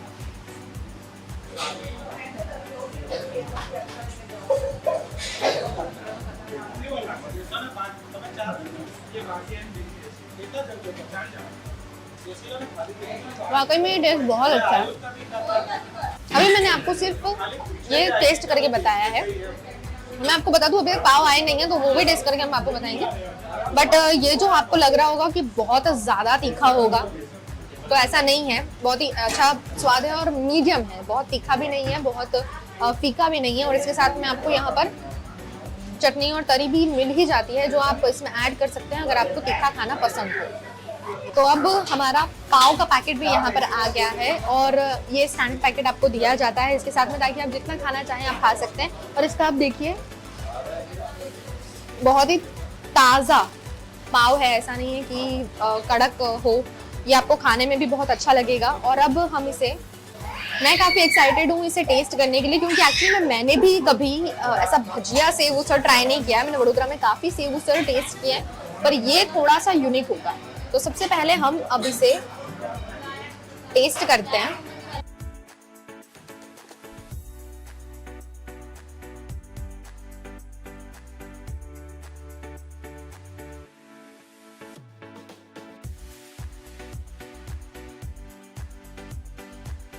मैं चाहूंगी कि एक बार आप यहाँ पर जरूर आएं अगर आप यहाँ पर अब तक नहीं आए हैं और यहाँ जरूर इस सेव उसड़ को ट्राई कीजिए। साथ ही साथ अपने फ्रेंड्स को भी रिकमेंड कीजिएगा कि यहाँ आके वो सेव उसड़ जरूर ट्राई करें। अब कई लोगों को तीखा बहुत पसंद होता है तो इसी के साथ में यहाँ पर चटनी भी दी जाती है जिसे आप ऐड कर सकते हैं उसके साथ में अगर आपको तीखा खाना पसंद होता है। ये एक चटनी है और इसके साथ साथ में ये हरी चटनी भी यहाँ पर जिसे आप उसमें ऐड कर सकते हैं। इसके साथ साथ आपको ये डुंगरी अलग से दी जाती है जिसको आप जितना चाहे उतना डाल सकते हैं। अब इसके साथ साथ यहाँ पर मैं आपको बता दूं कि ये पूरा भर के हमें दे दिया जाता है ताकि आप जितना खाना चाहें आप खा सकते हैं। तो अब हम टेस्ट करते हैं पोहा। पोहा भी यहाँ पर आप देख लीजिए,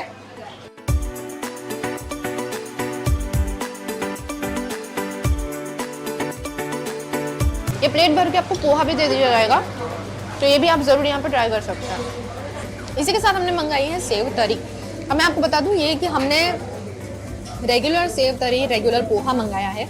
इसके साथ साथ आप अगर चीज़ पसंद करते हैं तो आप चीज़ भी ऐड करवा सकते हैं। क्योंकि मुझे ज़्यादा चीज़ पसंद नहीं है तो मैंने मंगाया नहीं, लेकिन आपके पास में यहाँ पे ऑप्शन रहेगा।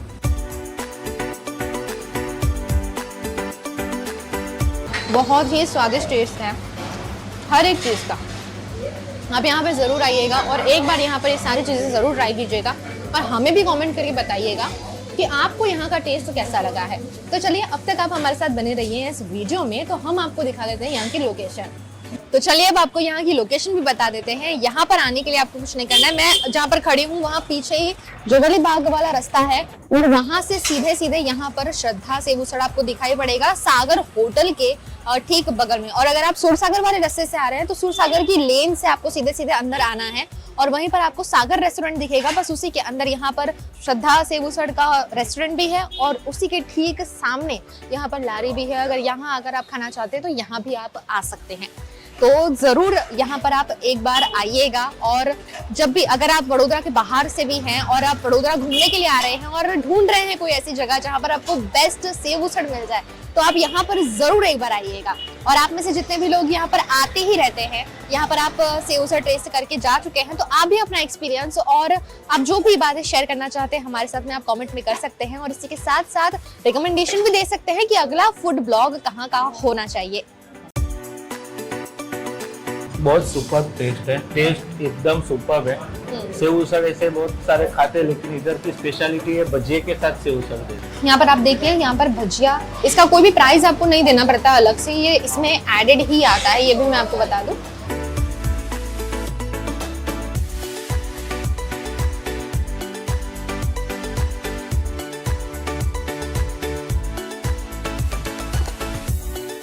मैं चाहूंगी कि एक बार आप यहाँ पर जरूर आएं, अगर आप यहाँ पर अब तक नहीं आए हैं।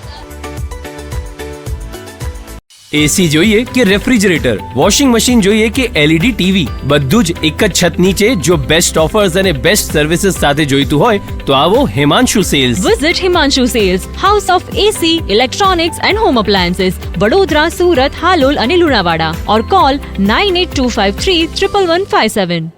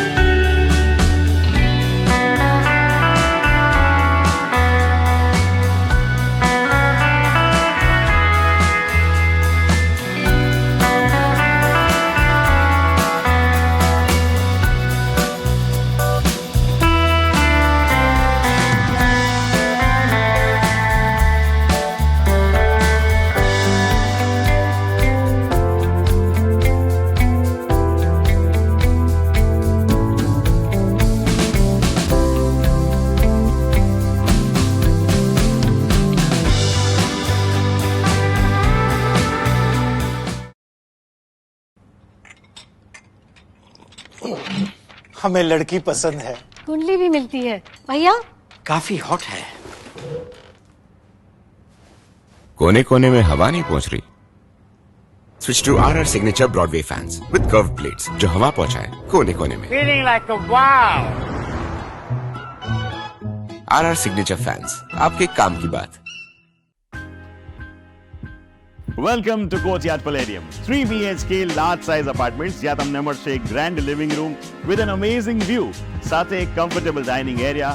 A perfect kitchen for your perfect family. Now 3 bedrooms નો પહેલો bedroom with an amazing balcony view.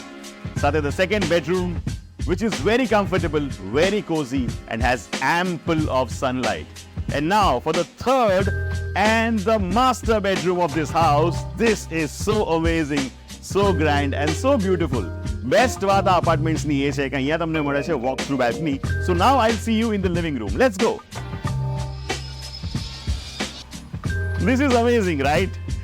Courtyard Palladium, 3 BHK large apartments near Earth Infinity in Bhaili. Don't forget to visit.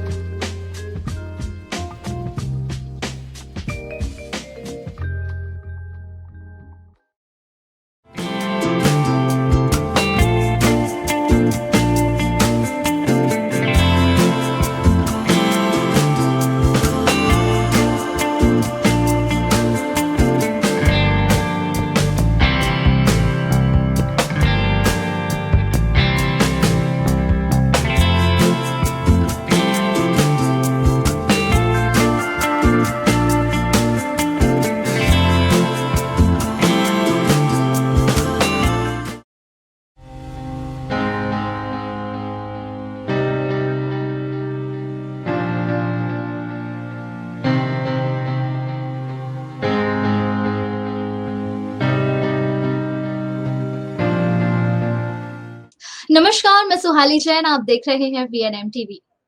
दिन ब दिन सब्जियों के दाम है वो आसमान छू रहे हैं। जो टमाटर हर सब्जी में जायका बढ़ाने का काम करते हैं वो 80 से 100 रुपए किलो बिक रहे हैं। वहीं प्याज लोगों को रुलाने पर मजबूर कर रही है और हरी सब्जियों के दामों ने आम आदमी की कमर तोड़ कर रखती है। ऐसे में हर इंसान के मन में सवाल यही उठता है कि आखिर जब भी हम मार्केट जाते हैं कि जो सब्जियों के रेट हैं वो हमेशा बड़े दामों में ही मिलते हैं।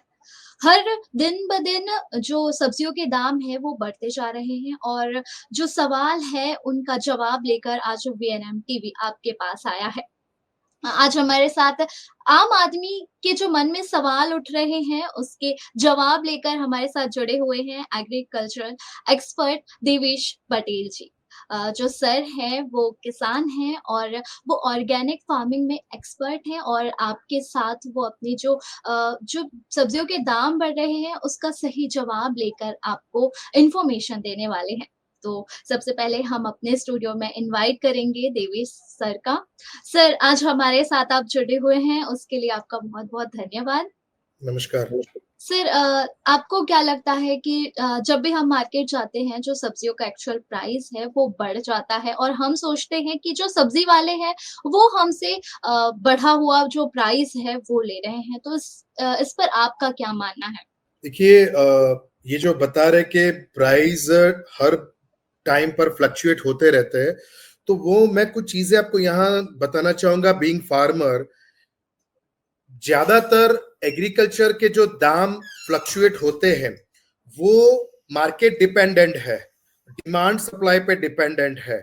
और जब भी हम मार्केट में सब्जियां लेने जाते हैं तो कभी कभी हमें रेट नहीं मिलते हैं, कभी कभी हमें प्राइस मिलती है, तो उस डिपेंड करता है डिमांड सप्लाई पे।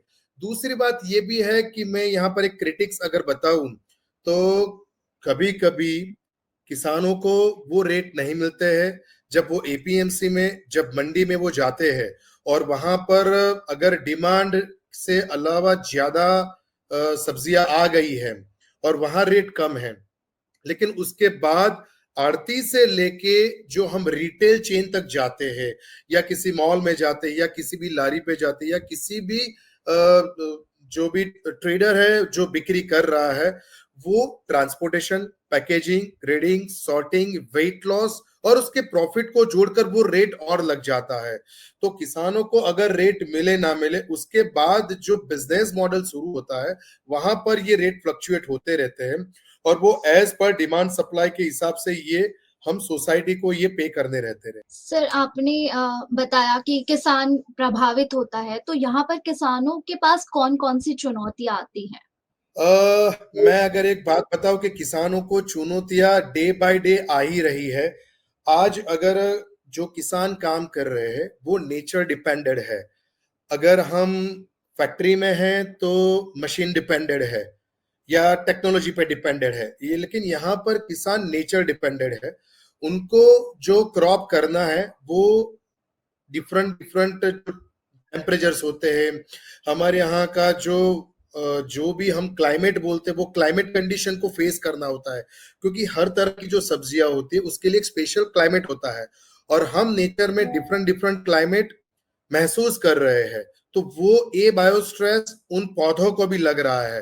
तो पहले तो ये है कि हम नेचर के साथ स्ट्रगल कर रहे हैं। दूसरा, एग्रीकल्चर पे जो है वो इंडस्ट्रियल कमर्शियल पे से कम है। तो अगर हम किसी भी इंडस्ट्रियल में जाएंगे और वहां पर जो मजदूर काम कर रहे हैं वहां का पे हाई है, लेकिन अगर हम एग्रीकल्चर में जाए तो क्योंकि एग्रीकल्चर रेवेन्यू इतनी ग्रोथ वाली नहीं है किसानों के पास, तो वहां पर उनकी जो लेबर पे है वो कम है। तो फिर भी वहां पर लेबर काम करना नहीं चाहते हैं, क्योंकि क्लियर है कि अगर वो सिटी में जाएंगे या इंडस्ट्री में जाएंगे तो उनको पे अच्छा मिलेगा और एग्रीकल्चर में जाएंगे तो उनको पे अच्छा नहीं मिलेगा। तो यहाँ पर लेबर का भी चैलेंजेस आ रहा है।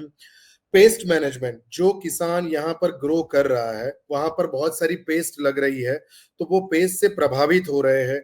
उसके सामने उसको बहुत ज्यादातर अगर ऑर्गेनिक है तो उसको नेचर के साइड फाइट तो करनी है, बट जो नॉन ऑर्गेनिक किसान हैं उनको बाजार से केमिकल और पेस्टिसाइड दवाइयां लानी है, जो जहरीली दवाइयां उनको छिड़काव भी करनी है और उसको अपने आप सेफ भी रखना है। तो ये भी एक चुनौतियां है। ये सारा मैनेजमेंट कर कर अगर उसको मार्केट जाना है और वहां पर उसको रेट नहीं मिल रहा है तो अगेन उसको ये चुनौतियां फेस करनी ही है। तो बहुत कम ऐसे समय होते हैं जहां किसानों को अपॉर्चुनिटी मिलती है, ज्यादातर किसानों को सफरिंग करना पड़ता है। सर, आपने बताया कई सारी चुनौतियां होती हैं।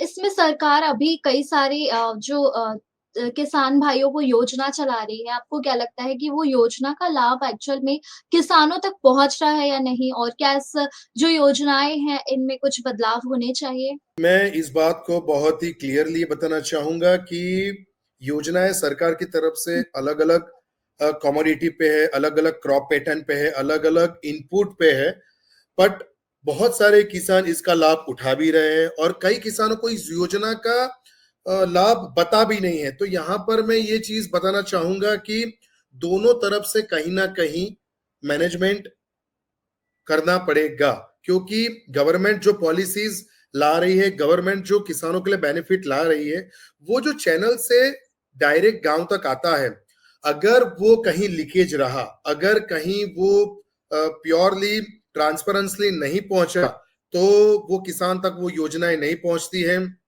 उसके सामने अगर किसान एक्टिव नहीं है, अगर किसान स्मार्ट नहीं है, किसान अगर अपने पंचायत, अपने ग्राम सेवक, अगर एग्रीकल्चर डिपार्टमेंट या फिर अपने आजू बाजू का जो भी एग्रीकल्चर एनवायरनमेंट है वहां पर भी वो अगर कनेक्ट नहीं हो रहा है या उससे संपर्क नहीं है, तो सरकार की तरफ से जो भी लाभ मिल रहा है वो भी उनको पता नहीं है। सो दोनों तरफ से फायदा है अगर वो साथ में मिलकर काम करे तो। सरकार की जैसे मान के बताओ कि एग्रीकल्चर पॉलिसीज में बहुत सारे लाभ है, हॉर्टिकल्चर पॉलिसीज में बहुत सारे लाभ है, गवर्नमेंट पैकेजिंग पे सपोर्ट कर रही है, छोटे छोटे मार्केट के लिए अब तो सरकार ने प्राकृतिक बाजार के लिए अलग अलग जगहों पर भी ये मुहिम उठाई हुई है। प्रश्न ये आता है कि क्या ये बातें किसान जानते हैं? अगर किसान नहीं जानते हैं तो किसी की जिम्मेदारी है कि वो किसानों तक ये बातें पहुंचाई जाए और किसान वो लाभ ले। उसके बाद किसान और गवर्नमेंट के बीच में मैं और सोसाइटी की भी बात रखूंगा कि जो सोसाइटी है, जो पीपीपी मोड हम बता सकते हैं, या कई सारी एनजीओ है, कई सारी संस्थाएं हैं, वो भी आगे आ सकती है, जो किसानों के लिए किसी भी तरह से मॉडल मैनेजमेंट करके अच्छा ग्रेडिंग, सॉर्टिंग, पैकेजिंग या अच्छे किसानों का उत्पाद सीधे ग्राहकों तक पहुंचाना, वो भी हम लोगों तक पहुंचाने में कई सारी संस्थाएं भी अगर आगे आए तो भी किसानों के लिए, सोसाइटी के लिए और अच्छे जो केमिकल फ्री खाने वाले लोग हैं इनको भी ये फायदा हो सकता है। मैंने सबसे पहले बात की थी जैसे टमाटर मान लीजिए 80 से 100 रुपए के बीच में बिक रहे हैं, किसानों को 25-30 रुपए का ही फायदा होता है। जो ये डिफरेंस आ रहा है, वो डिफरेंस जो मुनाफा है वो कहाँ किन के पास जाता है? पहले तो एक बात बताओ कि जो मार्केट में अभी रेट है उसका एक साइंटिफिक रीजन है, उस वजह से ये रेट हाइक हुए हैं। अगर मैं अपनी लोकल लैंग्वेज में बोलूं तो ये संक्रमण टाइम है, ये मैं शब्द बताना चाहूंगा। संक्रमण टाइम मतलब जो प्रीवियस सीजन चली थी वो क्लोज हो रही है और नई सीजन लग रही है जिसका हार्वेस्टिंग अभी शुरू हो रहा है। सो इस चीज को आपको बारीकाई से समझना पड़ेगा। अगर मैं टमाटर के एक एग्जाम्पल ही अपने जो शब्द बोला तो उसका मैं अगर एक एग्जाम्पल बताऊं तो मान के चलिए कि प्रीवियस सीजन का टमाटर अभी हार्वेस्ट क्लोज हो चुका है, मतलब उसकी सीजन खत्म हो चुकी है, तो उसका प्रोडक्शन नहीं आएगा। और जो किसानों ने विंटर सीजन के टमाटर लगाए हुए हैं तो वहां पर अभी टमाटर आने वाले हैं, तो इन बीच का जो गैप है वो डिमांड सप्लाई में बहुत फ्लक्चुएट हो रहा है। तो उस वजह से ज्यादातर सारी चीजों में रेट फ्लक्चुएट होते हैं। अब आपका जो प्रश्न था कि वहां पर जो प्राइस डिफरेंशिएट आ रहा है, वो देखो किसान को अगर 25 रुपए मिल रहे हैं और मार्केट में 80 रुपए जा रहे हैं, तो 25 रुपए से लेके 80 रुपए के बीच की जो साइकिल है वहां पर ये पूरा मैनेजमेंट होता है और वहीं पर ये रिस्क एंड बिजनेस चल रहा है। यहां पर मैं रिस्क इसलिए बोलूंगा कि जो भी लोग यहाँ पर बिजनेस कर रहे हैं, किसानों से टमाटर डिमांड सप्लाई में ले रहे हैं और आगे वो वेट डिस्क्रिमिनेशन मान के चलिए या फिर क्वालिटी पैरामीटर को मान के चलिए, ग्रेडिंग सॉर्टिंग मान के चलिए या फिर ट्रांसपोर्टेशन शिपिंग मान के चलिए या फिर गलत नफाखोरी भी मान के चलिए, ये मैनेजमेंट वहां मैनेज होता है और फिर हम सोसाइटी को वो 80 रुपए खरीदना पड़ता है। अगर मानी कि डिफरेंस हो रहा है तो इसको एक प्राइस पे लाने के लिए क्या किया जा सकता है?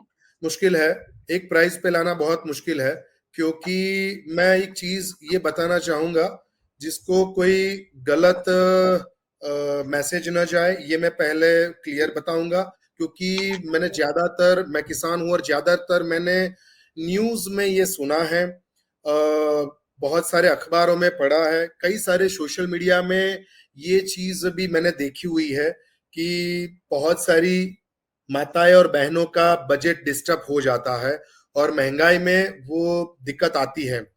मैं इन चीजों को बहुत क्लियर में बताना चाहूंगा जिसका गलत यूजेज ना हो। सरकार के हाथ में ये प्राइस इक्वलिटी हमारे हाथ में नहीं है, क्योंकि हमारी डेमोक्रेसी पॉलिसी तो अलग बात है, बट जो पूरे स्टेट का, पूरी कंट्री का जो प्रोडक्शन मैनेजमेंट है वो हमारे यहाँ बहुत ही ओपन मैनेजमेंट में है।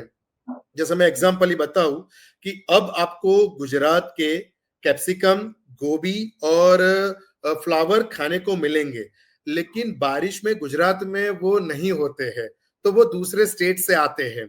तो वो जो दूसरे स्टेट से आते हैं तो वहां पर ट्रांसपोर्टेशन प्राइस बहुत बढ़ जाता है। अब जब गुजरात में ये प्रोडक्शन होगा तो उसका प्राइस कम हो जाएगा, क्योंकि लोकली वो अवेलेबिलिटी है और उसका जो कॉस्टिंग है वो कट जाएगा। तो यूनिफॉर्म रेट मैनेज करना वो बहुत डिस्टर्ब हो जाता है। और मैंने जैसे पहले बताया कि अगर मैं एक एग्जांपल बताऊं कि बड़ौदा के एक मॉडल की अगर मैं एक बात रखूं, मान के चलिए टमाटर बड़ौदा को रोज 20 गाड़ी की जरूरत है, लेकिन मार्केट में सिर्फ 10 गाड़ी आई है, तो जायज है रेट फ्लक्चुएट होगा, क्योंकि डिमांड के सामने सप्लाई नहीं है। और बड़ौदा को 20 गाड़ी की जरूरत है लेकिन 40 गाड़ी आ गई है, जबकि वो सरप्लस है, तो वो रेट गिर ही जाएगा। तो ये डिमांड सप्लाई पर पूरा मार्केट टिका हुआ है, ये सबसे क्लियर मैटर है। लेकिन हाँ, कहीं पर एपीएमसी से या एंड यूजर से अगर ये नफाखोरी हो रही है तो ये गलत बात है। यूनिफॉर्म प्राइस लाना वो गलत मैं नहीं बता सकता, ना सही बता सकता हूं। इस पर काफी गवर्नमेंट की बहुत डिटेल पॉलिसी भी काम हो चुका है, बट यूनिफॉर्म रेट लाना बहुत मुश्किल है। लेकिन हाँ, मैं ये चीज यहाँ पर एक सुझाव या एक उपाय यहाँ जरूर शेयर करूंगा।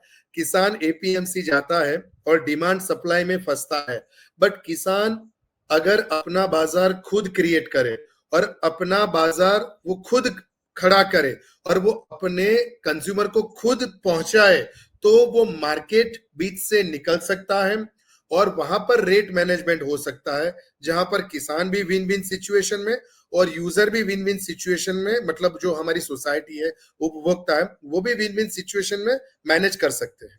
सर, ऐसे जो बिचौलिए हैं बीच में नफाखोरी करते हैं, उनको आप क्या सजेशन देना चाहेंगे? क्योंकि बढ़ा हुआ प्राइस है सब्जियों का, वो कहीं न कहीं गृहिणियों को सबसे ज़्यादा तकलीफ देह हो जाता है। उनका एक बजट होता है और वो बजट पूरा बिगड़ जाता है और कई लोग इसका गलत फ़ायदा उठाते हैं। आपने जो बात बताई उनमें ही आंसर है, आपने जो प्रश्न पूछा उनमें ही आंसर है। पहले तो बीइंग अ फार्मर मैं एक चीज की रिस्पेक्ट करूंगा कि मैं बिचौलिया शब्द यूज नहीं करूंगा, विच इज कमीशन एजेंट और आड़ती और ट्रेडर, इट्स फाइन। बट बिचौलिया अगर ये शब्द हम यूज करते तो ठीक है, लेकिन ये भी मैं क्रिटिक्स में अगर बताऊंगा, अगर बिचौलिया नहीं होते तो किसान कहाँ जाते? तो बिचौलिया मतलब मिडलमैन होना जरूरी है, तभी किसानों का माल ट्रेड होता है और सिटी में पहुंचता है। तो ये किसी की रिस्पॉन्सिबिलिटी है, तो ये उठाता है। अब बात आती है नफाखोरी की, तो ये सही बात है कि जो मिडलमैन है उनकी रिस्पॉन्सिबिलिटी से वो चूक कर प्रॉफिट ले रहे हैं और मिसमैनेजमेंट करके वो एंड यूजर को पैसे लगा रहे हैं, वो वहां पर गलत है। तो किसान से चाहे एक्स रुपये में वहां तक पहुंचा और वो वाई या जेड रुपये में वो पे करे, वो बेटर है। लेकिन वो एक्स्ट्रा मनी मैनेज करके कोई आर्टिफिशियल सफरिंग क्रिएट करके वो रेट बढ़ाए, तो वो गलत बात है। और कभी कभी ये होता है कि बिचौलिए अच्छे रेट पर जब उनको मिलता है तो वो अच्छे रेट में किसानों का रेट यूजर तक पहुंचाते हैं, लेकिन कभी कभी गेम भी क्रिएट करते हैं और ज्यादातर वो लोग ओवर प्रॉफिट मार्जिन करते हैं और वो बिजनेस मैनेज करते हैं। बट वो डिपेंड करता है एरिया, वो डिपेंड करता है टाइम, वो डिपेंड करता है क्वालिटी, वो डिपेंड करता है उसका माइंडसेट, तब जाके ये सिस्टम डिस्टर्ब हो जाता है। सर, आप भी किसान हैं, आप जो किसानों का यहाँ पर जो लॉस होता है वो बहुत अच्छे से समझ सकते हैं। और अभी जो किसानों की आत्महत्या का रेट है वो बढ़ता जा रहा है। आपको लगता है क्या इसका कारण ये हो सकता है? और अगर सरकार इसमें क्या मतलब अगर कुछ करना चाहे तो क्या कर सकती है? देखो सुसाइड का जो रेशियो है, बीइंग अ फार्मर हमें बहुत ही वो खेद है कि ये किसानों में रेशियो ज्यादा है, लेकिन इसमें एक अच्छी बात ये है कि गुजरात में कम है। दूसरे स्टेट के कंपैरेटिवली गुजरात का किसान एंटरप्रेन्योर है, ये चीज मैं मैसेज देना चाहूंगा, क्योंकि गुजराती बंदा या गुजराती किसान कहीं ना कहीं दूसरा अपना कंफर्ट जोन देख रहा है। हाँ, फार्मर में वो नुकसान ही उठा रहा है, फार्मर में वो कुछ घर पे नहीं ले जा रहा है, उनका ब्याज खात बढ़ रहा है, लेकिन वो सस्टेन होने के लिए भी कहीं ना कहीं अपने आप को वो तैयार कर रहा है। अब मैं बात करूंगा कि छोटे किसान जो हमारे गुजरात के हैं, तो यहाँ पर ऐसे कुछ परसेंटेज है जिन किसानों ने खेती में रेट नहीं मिलना, ओवर टेम्परेचर या बारिश की वजह से या बहुत सारे नुकसान हम किसानों ने उठाए हुए हैं, और बहुत बड़ा नुकसान उठाने की वजह से उनके बैंक पर, उनकी जेब पर और उनकी इनकम पर ये बहुत बड़ा नुकसान पड़ा है। और हाँ, कुछ किसानों ने आत्महत्या की हुई है, लेकिन मैं इसमें मल्टी थिंग्स जोड़ना चाहूंगा। पहले तो हम किसानों का जो पुराना कर्जा है वो हमारा बढ़ रहा है। दूसरा, हमारे किसानों की लाइफस्टाइल भी अब थोड़ी अपग्रेड हो रही है, हमारी लाइफस्टाइल चेंज हो रही है, तो उन लाइफस्टाइल का प्रभाव भी हमारे खर्चे पे लग रहा है। उसके सामने महंगाई आम आदमी को भी लग रही है, वहां किसानों को भी लग रही है। आम आदमी की इनकम सिक्योर है क्योंकि वो जॉब करके, बिजनेस करके पैसा ला रहा है। किसान के पास अगर कोई अपॉर्चुनिटी नहीं है, ना नौकरी है, ना धंधा है, तो उनकी तो रेवेन्यू टूटी हुई है। ऊपर से उनके बच्चों की फीस या घर चलाना या फिर बेसिक उनकी सोसाइटी की कॉस्ट, लाइट बिल, कुछ भी अगर उनको चलाना है तो ये बात आपकी जायज है, तो उनको फिर ये सुसाइड करने का ही मन लगता है क्योंकि कर्जा बढ़ रहा है। अब बात आ रही है उनको सस्टेन करने की, तो सरकार ने कहीं ना कहीं उनका लाभ किसानों के लिए सोचा हुआ है और कहीं लिमिटेड भी है।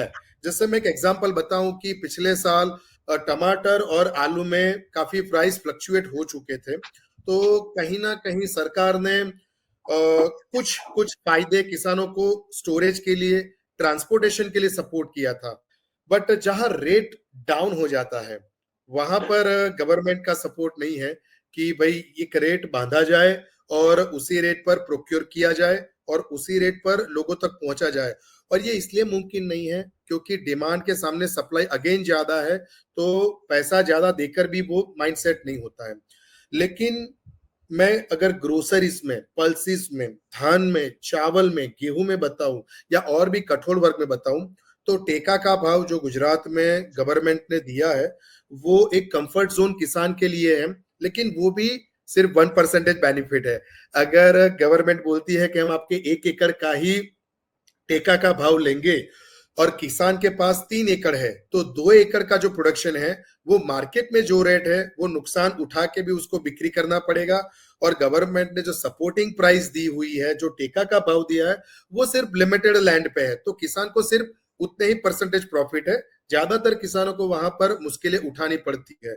और यहाँ पर भी ये जो सवाल जवाब है, ये जो इंटरव्यू है, ये जो मेरे इनपुट्स है और ग्राहकों के जो प्रश्न भी है, इसका सॉल्यूशन का टाइम मेरे ख्याल से अब हम सबको ही उठाना पड़ेगा। इसका सॉल्यूशन हमें ही ढूंढना पड़ेगा। किसानों को मूल्यवर्धन करना पड़ेगा, उनको अपना रिटेल सेक्टर क्रिएट करना पड़ेगा।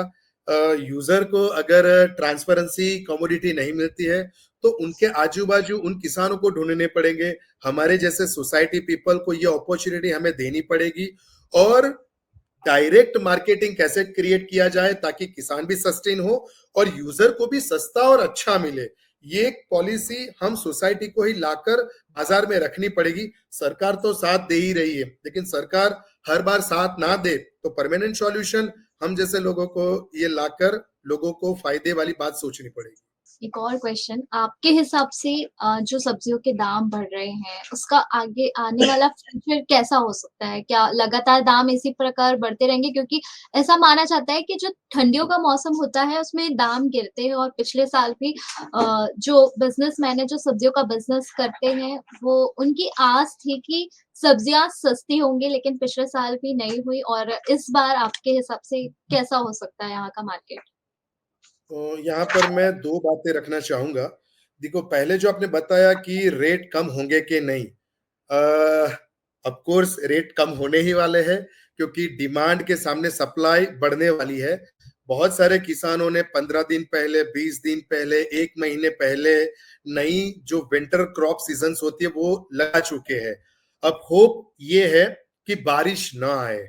अगर मावठा आया या बारिश आई और वो क्रॉप भी अगर फसल खराब हो गई, तो जो हमें खाने की जरूरत है वो मार्केट में नहीं पहुंची, तो दाम बढ़ सकता है।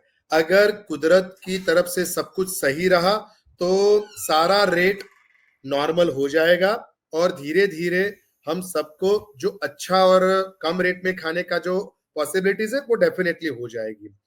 और जो हमारी माता और बहनें हैं, ये उनको भी जो लगता है कि हमारा बजट जो डिस्टर्ब हो चुका है, ऑफ कोर्स वो नॉर्मल हो जाएगा। लेकिन एक बात मैं ये भी बताऊं कि जब मार्केट क्रैश होगा तब आपको तो फायदा होने वाला है, बट किसानों को नुकसान जाने वाला है, क्योंकि जो उनको एक्सपेक्टेशन रेट थी वो नहीं मिलेगा। मैं यहाँ पर क्रिटिक्स में ये चीज आपको ये बताना चाहूंगा कि आपको पता है 20 साल पहले पेट्रोल का रेट क्या था और आज का रेट क्या है? क्या आपको ये पता है 20 साल पहले सोने का रेट क्या था और आज का रेट क्या है? अगर ये 2 रेट आपको पता है, तो तीसरा जो मैं पूछने वाला हूं, क्या आपको ये पता है 20 साल पहले गेहूं का रेट क्या था और आज क्या है? तो 20 साल पहले गेहूं का रेट 10-15 रुपए था और 20 साल के बाद आज किसानों का 30-35 रुपए ही है। तो 20 हर साल में सिर्फ 1 रुपया बढ़ा है। जहां उसके सामने अगर हम खर्चा देखें, अगर हमारा पूरा इकोनॉमिक्स देखें, तो वो काफी कुछ ग्रोथ हो गया है। तो वहां पर किसानों को कोई बढ़ावा नहीं मिला है। लेकिन हाँ, डिमांड सप्लाई जो मैं शुरू से बता रहा हूं वो उसी पर डिपेंड है, इस वजह से ये सारा प्राइस फ्लक्चुएट होता है। तीसरी बात कि आपने जो प्रश्न पूछा कि जो रेट फ्लक्चुएट होते हैं और महंगाई होती है, मैं आप सबको एक मैसेज देना चाहूंगा और एक मॉडल तो नहीं बताऊंगा, बट अगर ये सही में किसानों की तरफ से है या एपीएमसी सेक्टर से डिस्टर्ब है या रिटेल की तरफ से डिस्टर्बेंस है, अगर ये चीज आपको समझनी हो तो थोड़ा सा आपको ये ऑब्जर्व करना पड़ेगा। ये जो मैं बताना चाह रहा हूं, आप मान के चलिए हर रोज सुबह मंडी में चले जाए, अगर आप प्राइस मैनेजमेंट समझना चाहते हैं, देखना चाहते हैं, तो एपीएमसी में कुछ 2 कमोडिटी आप डिसाइड कर लीजिए और एपीएमसी में उसका मैक्सिमम और मिनिमम क्या रेट लगा वो आपको एक रेट नोट करना है वहां पर फिजिकली जाकर, अच्छी क्वालिटी का। और फिर 2 दिन शाम को दोपहर तक जहां पर आपके आजू बाजू में जो सब्जियां बिक्री हो रही रिटेल में, वहां पर वो रेट आप नोट करें प्रति केजी, और इनके बीच का जो रेट आ रहा है उससे आपको पता चल जाएगा कि ये प्रॉफिट का मार्जिन कितना बड़ा हुआ है। अगर टमेटो का मार्केट 10 रुपया है और वो रिटेल में 20 रुपया है, तो जायज है कि डबल हो जाते हैं, क्योंकि उनको transportation, labour, commission, packaging, sorting, weight loss, ये सब लगता है। लेकिन वो 10 रुपए का माल अगर 40 रुपए लगता है, तो ये आपको क्लियरली पता चल जाएगा कि 30 रुपए किस जगह से बढ़ गए हैं और कहां पर ये प्रॉफिट बढ़ गया है। तो फिर किसानों की तरफ से ये इश्यू था, मार्केट की तरफ से ये इश्यू था, या फिर रिटेल की तरफ से इश्यू था। ये चीज दूध का दूध और पानी का पानी भी हम यूजर्स, एंड यूजर्स, सोसाइटी को समझ आ जाएगा। तो आपने सारे जो कंफ्यूजन था सबका दूर कर दिया और एक खुशखबरी भी देती है कि जो सब्जियों के दाम हैं वो नॉर्मल हो सकते हैं। जो भी महिलाएं हमारा वीडियो देख रही होंगी वो इस चीज से सबसे ज्यादा खुश होंगी। सर, ऑर्गेनिक फार्मिंग के बारे में आप क्या कहेंगे, क्योंकि आप उसमें एक्सपर्ट हैं, तो आजकल का जो हो गया हर चीज ऑर्गेनिक चाहिए पड़ती है, उसके बारे में आपका क्या कहना है? माफ कीजिए, आप एक्सपर्ट बोल रहे हैं, लेकिन वो आपका शब्द है, हम एक्सपर्ट नहीं है। आज भी हम ऑर्गेनिक और किसानों में आज भी हम कुदरत से सीख रहे हैं। तो एक्सपर्ट किसान कभी नहीं हो सकता, क्योंकि हर रोज कुदरत हमें कुछ नया नया सिखा रही है। लेकिन हाँ, जब ऑर्गेनिक की बात बताई है तो देखो, कोविड उससे पहले तो खैर हमारी जो थर्ड जनरेशन थी, जो हमारे दादाजी थे, हमारे परदादाजी थे, हमारे पिताजी थी, उस टाइम पर हम लोग ऑर्गेनिक लाइफ ही जी रहे थे और केमिकल फ्री ही खाना खा रहे थे। धीरे धीरे धीरे व्हाइट रिवोल्यूशन में केमिकल बढ़ा, हमारा भौतिकवाद बढ़ा, और फिर pesticide and pathogens and heavy metals and toxic, ये सारी चीजें बढ़े, और उसकी खराब असर हमारी सेहत पर और हमारी प्रकृति पर पड़ी हुई है। और आज इस वजह से कोविड ने हमने ये एग्जाम्पल दे दिया, और ज्यादातर कोविड के बाद लोगों ने अपनी लाइफस्टाइल चेंज कर दी, और सबको समझ आ गया कि अच्छी सेहत ही अच्छी इक्विटी है। इसके अलावा चाहे हमारे पास कितने भी पैसे हो, अगर अच्छा जीवन नहीं है, अच्छा खाना नहीं है, तो हम अच्छा नहीं जी रहे हैं।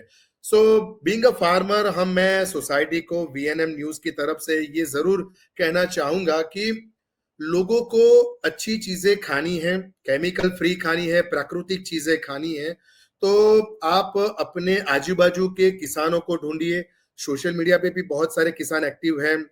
मेरे ख्याल से VNM ऑर्गेनाइजेशन को भी ये मुहिम उठानी चाहिए कि अगर आप अच्छे किसानों को जानते हैं तो कुछ प्लेटफॉर्म आप क्रिएट करें, और वडोदरा की महिलाएं, हमारी माता बहनों को किसानों का सीधा जैविक उत्पाद उनकी घर तक आप कोई प्लेटफॉर्म क्रिएट कर सकते हैं, और उनको भी अच्छी चीज खानी हो तो वो VNM को बताए। VNM इसके लिए कुछ अगर इनिशिएटिव ले तो ये जो अच्छी सेहत की बात है ये हो सकती है।